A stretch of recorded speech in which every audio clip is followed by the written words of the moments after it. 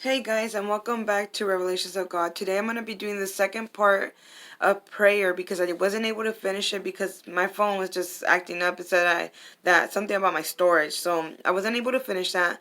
But anyways, I'm glad to be back here again with you guys, and let's just start off where we left off. So I was talking about how I don't feel comfortable going up to the altar without talking to God first before heading to the altar.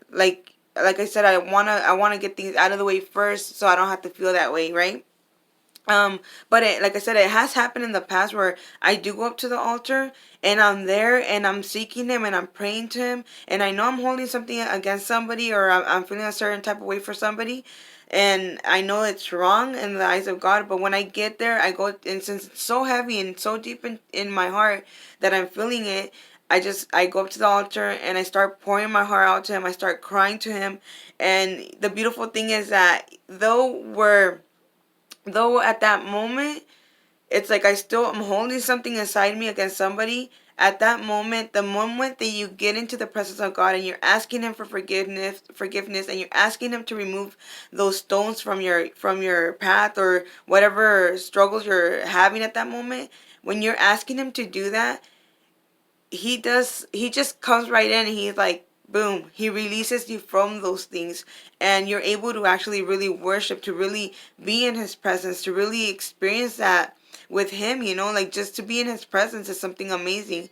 So just wanted to let you guys know that sometimes it has happened in the past where you can, for anybody, you can go up to the altar and He will deliver you from that. There's no doubt. I have no doubt. I mean, for God, there's nothing impossible. I'm not going to sit here and try to hold God into a box because I know He's bigger and greater than that. And there's no way that you can put God in a box. It's impossible because through Him, everything is possible. So I don't doubt that He can do it for anybody. Um, so I'm gonna look at my notes here real quick, just to see where I'm at. Just a second here.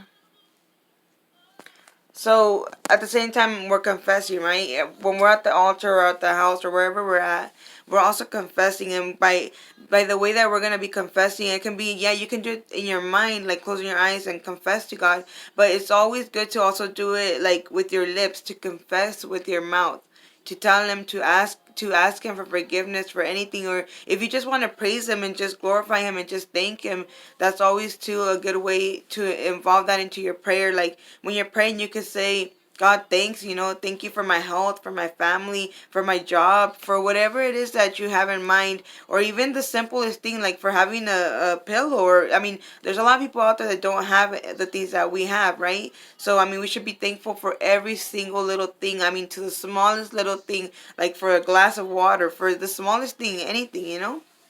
And I mean, he definitely hears everything that we say and what's really in our heart. He knows what's really in our mind. So I mean, I encourage anyone that's struggling with prayer, that doesn't know how to exactly start a prayer off or how to end a prayer. I mean, there's no right or wrong way to pray.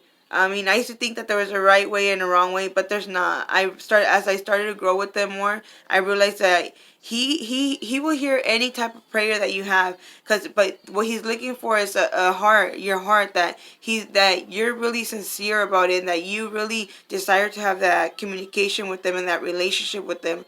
So all He wants is you. You just got to remember that He just wants you, no matter what, no matter your flaws.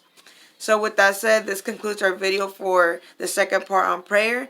I'm going to be doing another video where it's going to be more about Jesus teaching to pray. On prayer, sorry, Jesus teaching on prayer. And that one, I'm going to do it completely different because I definitely took a lot of notes for that one. So I have a lot of information that I do want to share with you guys all.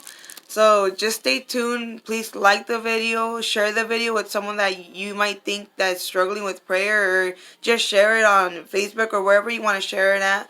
And also, please subscribe so you can get notified of all the videos I'm going to be making. I'm planning to start making videos, at least 2 videos a week, if not more, depending. I'm also going to be in prayer so that God can lead me to speak to you guys in different topics, or what He believes that He wants me to say to you guys. With that said, remember, God hears, God sees, and God cares about you, and He loves you guys. So stay blessed.